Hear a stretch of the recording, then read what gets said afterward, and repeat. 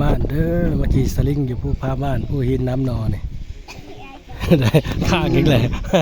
จูงกันลงมา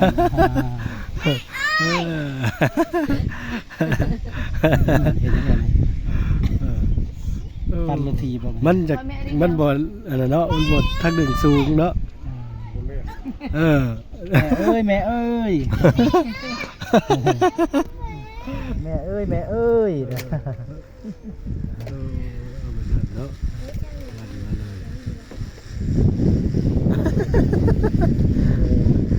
กระเดวลงมา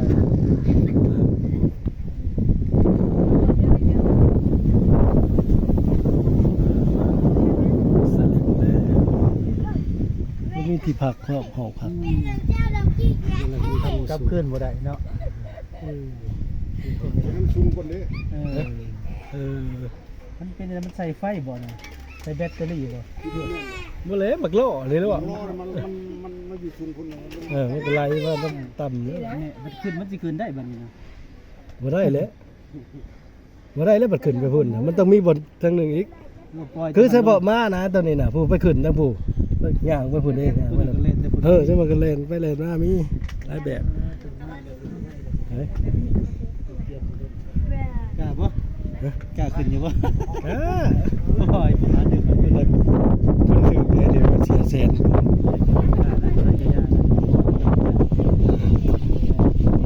ว่าขึ้นเครื่องบินเล็กกว่านี้แล้วขึ้นอู้เลยเนี่ยเหมือนกันตกใจว่าเหมือนกันแล้วมันก็จัดดิ่งมันได้นั่งใครเนี้ยมันได้นั่งแบบได้ปิดไปเบิ้ล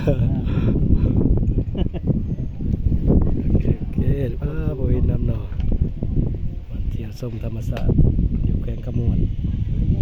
มาเลยป่ะโอ้สิกกิ้วมาเลยว่ายอยู่ลงมาเลยเนาะโอ้ยแล้วมันลงข่อยแต่ซึ่งมันเป็น40 กิโลเมตรหมดอ่ะแต่ไวเลยเด้อพนักงานกันที่เห็นบ่พนักงานบ่เว้นซ้ำมัน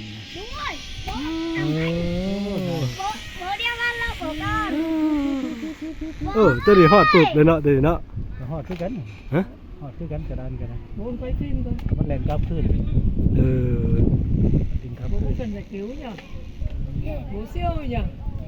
không cần phải giải cứu luôn nhỉ anh Tuấn cũng siêu nhỉเบิ่งงามเศร้าให้สิงามเนาะchúng ta đi vào trong người thôiมาเบิ่งกันนักท่องเที่ยวขี่สลิงผู้พาบ้าน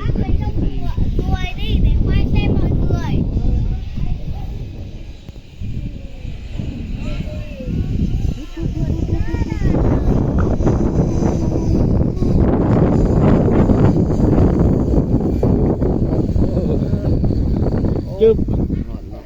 กล้าขี่ว่าจ๊ะกล้าเลยกล้าแล้วกันมันคือสิแพงเติมเนาะกล้าขี่เราไปพันปลายผู้ทำงานเป็นเดือนจะได้พันปลายขี่ต่ออิตาลีไปฝุ่นต่อยได้เห็นแล้วบ่ที่มาเล่นแต่ฝุ่นมาตีน่าจะฝุ่นมาทางนั้นมาเรียกว่าคือชวนไปฝุ่นเนี่ยต้องไปขึ้นอยู่ฝุ่นอีกเนาะไม่เร็วมาเลยตัวน่ะจุดรวมพลใหญ่อยู่ปุ๊เป้าหมายไปเพราะอะไรฮะกะไปตอนนั้นเดี๋ยวเบิ่งงงไหมนะก็ผูกทางผูกไปกับวิไลมันเบิ่งกันดิจะมาอยู่เบิ่งเดียวเลยถ้าฝุ่นบ่มีบ่ให้เบิ่งที่หิฝุ่นไม่ใช่นี่เป็นมีชัดไปอย่างนั้นเป็นต้นไม้ลูกไปฝุ่นบ่แห้งประมาณ100-200 เมตรนี่แหละหมดมา140 เมตรพูดกระสูงแท้แต่ฝุ่นลงมาชิวใช่ยัง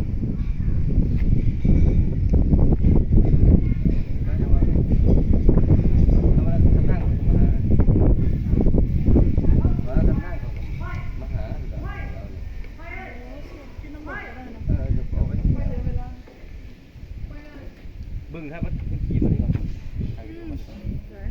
เดี๋ยวเราขี่มา